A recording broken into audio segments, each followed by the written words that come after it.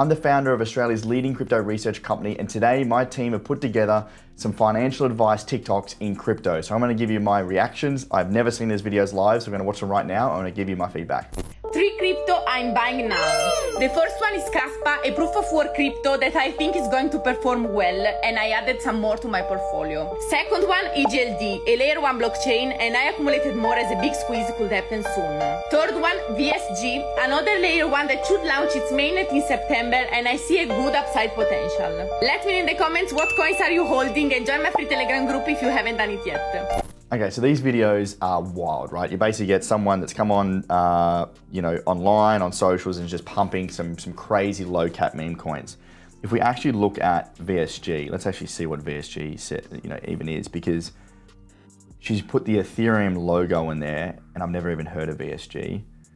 So what we can do, we can go to CoinGecko, and you just type in the ticker, VSG. Here we go. So it's ranked 1881 with a market cap of 5 million, right? Huge warnings already. Anything that's less than like the top 1,000 coins, even the top 500 coins, is going to be super, super risky.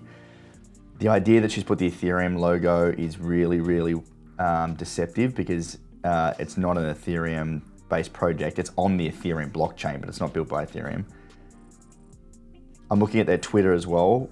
I've got no mutual followers. That's always a bad, a bad or a big warning sign if there's no like credible people following the project. And it looks like their website, their website's just a disaster as well. So all of this is huge red flags. Anything that's like that low of a market cap with no mutual followers on Twitter, and the website just looks like it's just been thrown together on WordPress yeah, it's pretty poor. I would be staying well clear of these altcoins, especially in this market, right? Over the last 6 or so months, only 6 or 7 projects have actually outperformed Bitcoin, in the market. So like trying to get involved in these, crazy micro coins is just, it's a guaranteed way to lose money. If you want to get involved in crypto in 2024, all you have to do is 3 simple steps. 1, open up your app store, download the Phantom wallet, click the Jupiter exchange, and have your wallet funded with some crypto. And in 10 minutes, you can be trading crypto. You can be buying crypto with no KYC, no centralization from any part of the world, as long as you have access to the internet. That is what's going to cause the crypto super cycle. That's good if you know what you're doing and you know what a Phantom wallet is and you know how to trade crypto, which 99% of people don't do. So I wouldn't recommend this at all. I would recommend doing that if you know crypto and you've been in the space for a little while, but I'll be starting out with understanding why you're getting into crypto, just starting out with some Bitcoin, figuring out what's going on in the crypto space before going headfirst into Phantom and trading crypto, or I guarantee you're gonna lose a bunch of money. If you invest in crypto and you're in Australia, you need to know how the tax works. Here's some things I've learned to make things a lot easier. Firstly, if you swap crypto from coin to coin, for example, Bitcoin to Ethereum, that is seen as a taxable event. Second, if you've lost money or you're down heaps in your crypto, like I am right now, there's something called tax loss harvesting. This is where you can sell for a loss so you can offset the... This is really good. So there's a lot of hidden tax impacts that a lot of people don't recognize when they get into crypto, and they only do it 2 or 3 years later to find out they have all of these tax liabilities because they traded in between. So I would highly, highly recommend keeping a record and speaking to a professional tax accountant, because it's going to save you a bunch of money, especially when you're leading up to the end of financial year. That tax harvesting is a really cool way where you can sort of reduce some losses. So some good advice, always do your taxes. Step by step, how to start trading crypto for beginners. Number 1, start learning about things like market orders, patterns, and exchanges. Number 2, start learning all about crypto, learning about the coins and all of the different terms. And obviously a great place to do that is YouTube. To help you out, here are a few of my favorite YouTubers to get started. Number 3, go on to tradingview.com, get an account started, and start looking through the back end to familiarize yourself. Number 4 is the real secret sauce, Thistle Oracle Indicator. Instead of guessing when to buy and sell, because when it comes to your money and trading, why would you want to guess when there's brilliant people out there who know cryptocurrency trading and have already built the software? Oh my god, it's just freaking amazing. If you found this helpful, be sure to hit that plus sign for more crypto trading tips. There's always a perfect indicator. There's always something that you can go follow. Don't have to do any work. Why would you want to have to do any work when someone else has got it? If someone has this magical indicator that can make a bunch of money, why on earth would they be giving it to someone on TikTok to give to you and I to trade, right?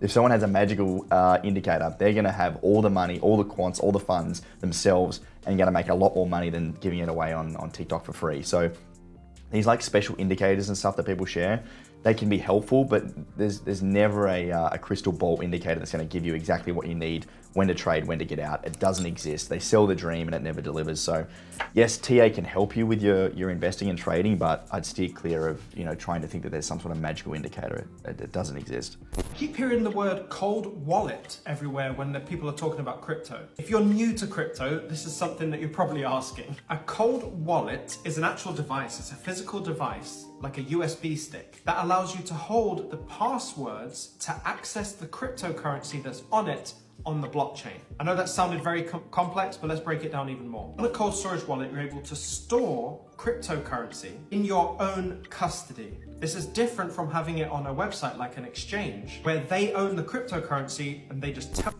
Yeah, so this guy's spot on. So you can't touch crypto, obviously, but basically what you're doing with your cold wallet is you're storing the password to access your account on the blockchain.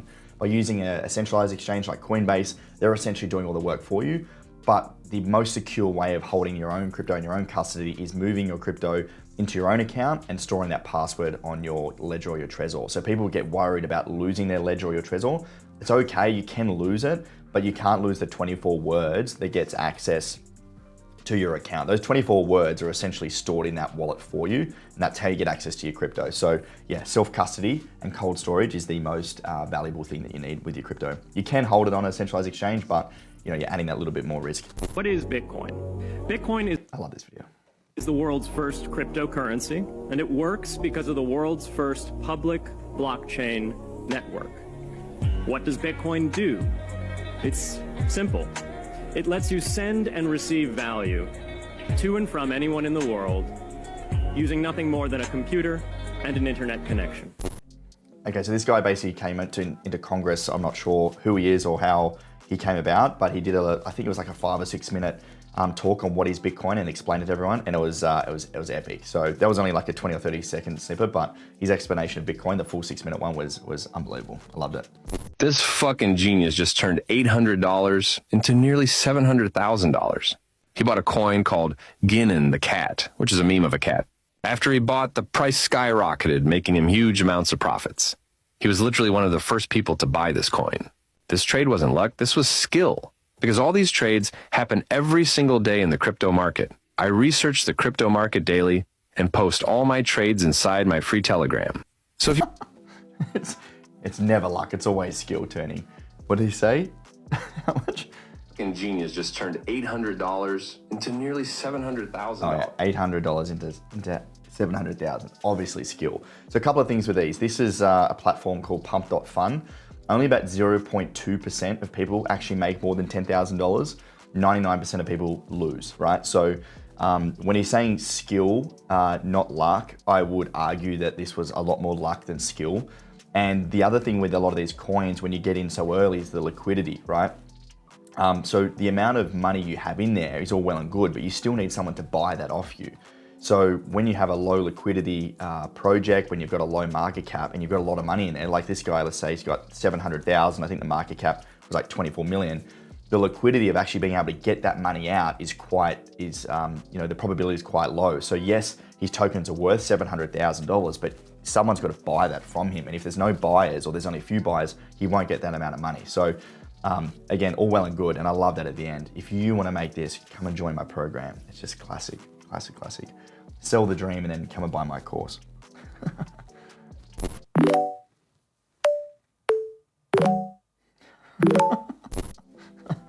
Oh, anything that's XRP, I just it makes me want to vomit.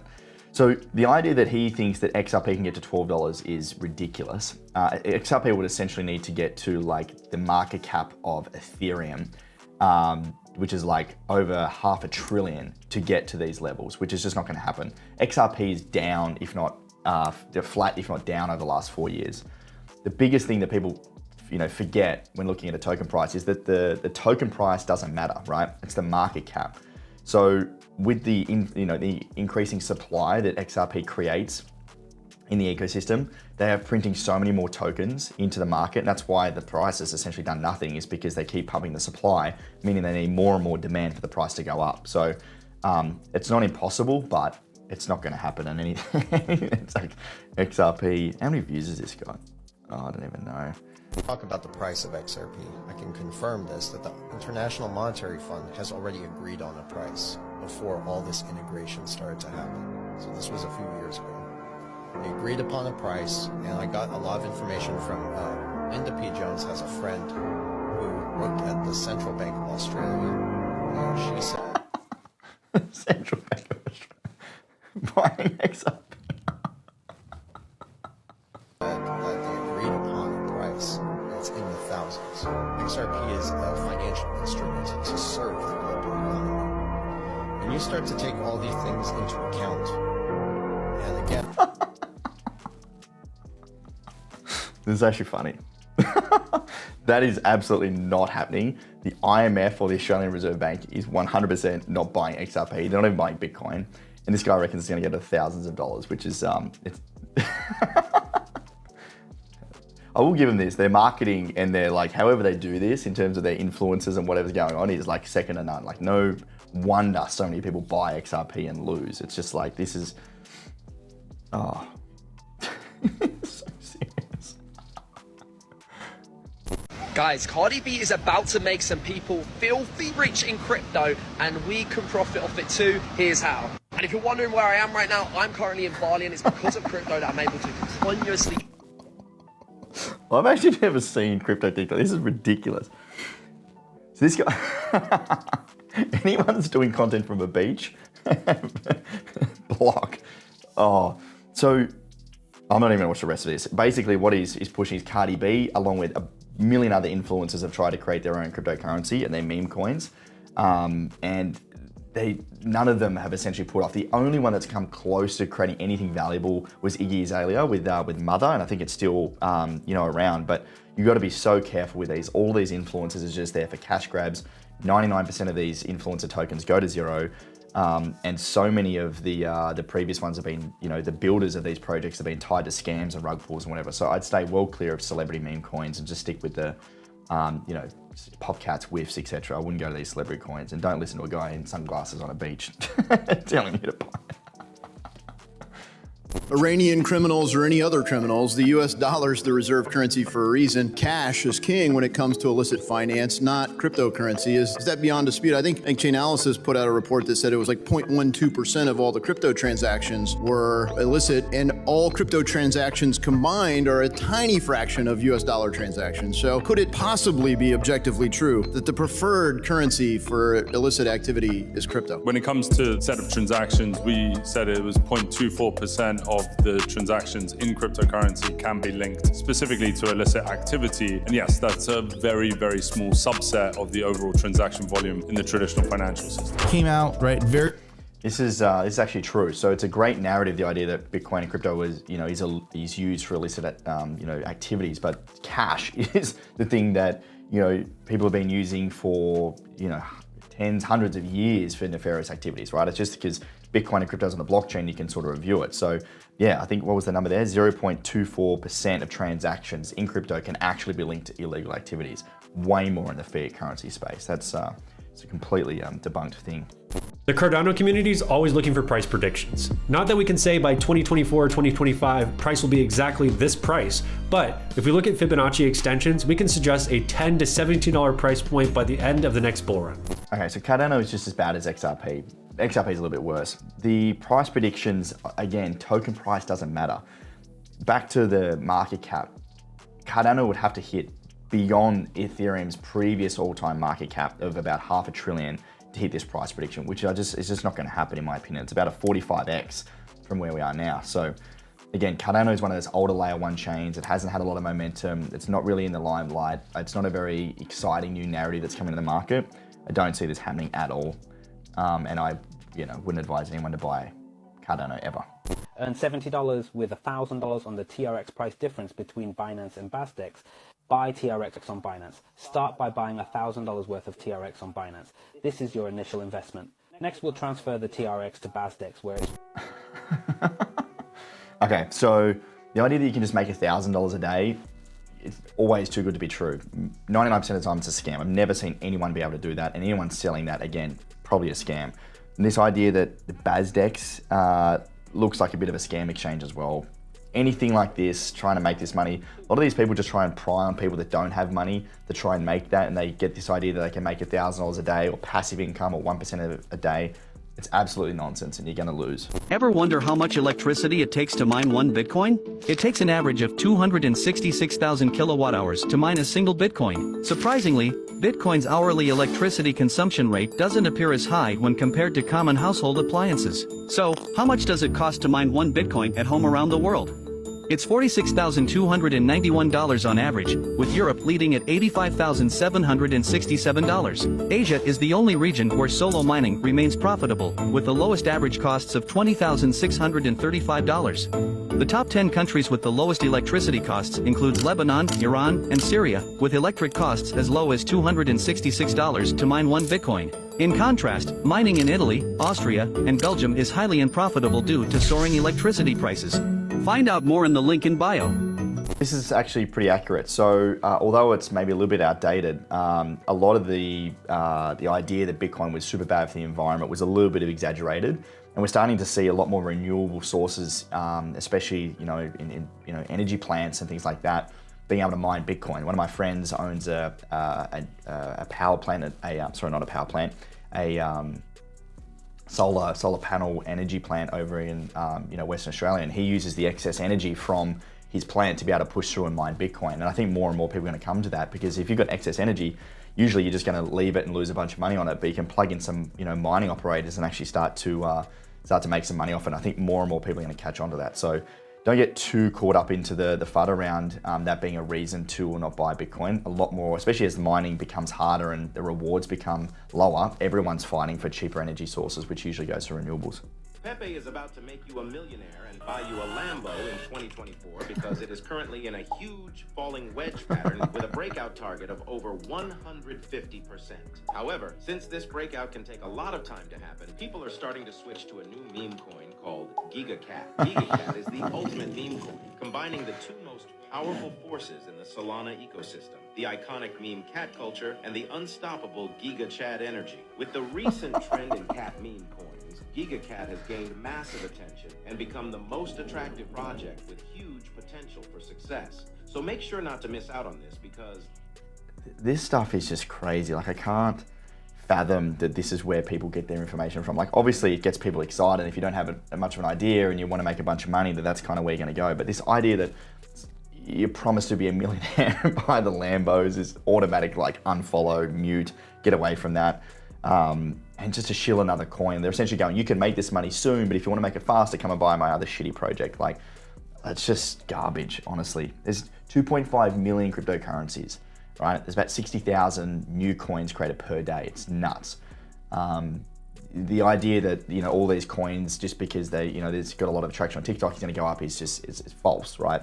A lot of these meme coins is very deeply ingrained into culture and community, and it's very hard to find very small, micro cap coins that actually you can get in on the ground floor. A lot of it is way more luck than skill. Again, if you want to try and get those returns, I'd try and focus on the top 100, top 200 meme coins in the top market cap versus trying to find the micro caps, because more often than not, you're just going to pile a bunch of ETH or a bunch of money into these coins, and 99% of them are going to go down.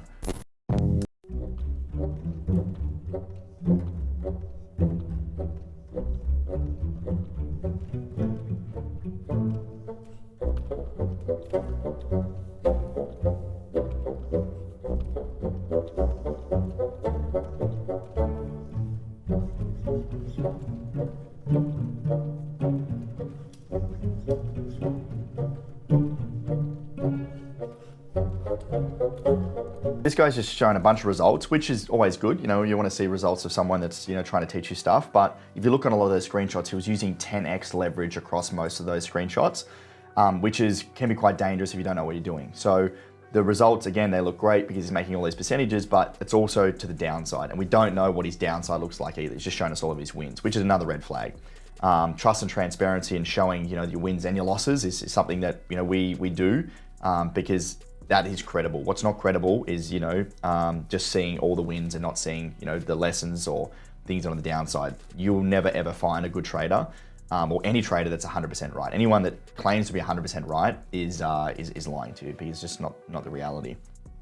So just be careful. I hope some of those reactions helped you. Remember, in a crypto or any financial markets, they are winners and losers. We are playing against each other. This is not a computer game. So remember, the incentives that people are giving you are usually for their own benefit, not to help you. The people that are winning the most in crypto, the big whales, the big institutions, are not selling that information. They keep it for themselves and profit off it. Anyone that is trying to sell you a course or a dream or 1% a day, $1,000 per day, is more so trying to make money through their courses versus how actually they are good at crypto and trading. So please be careful. If you do need help, we are full-time investors ourselves, and we simply are just sharing what we're doing over on our research platform with Collective Shift. So jump over and check it out. Otherwise, I'll see you on the next video.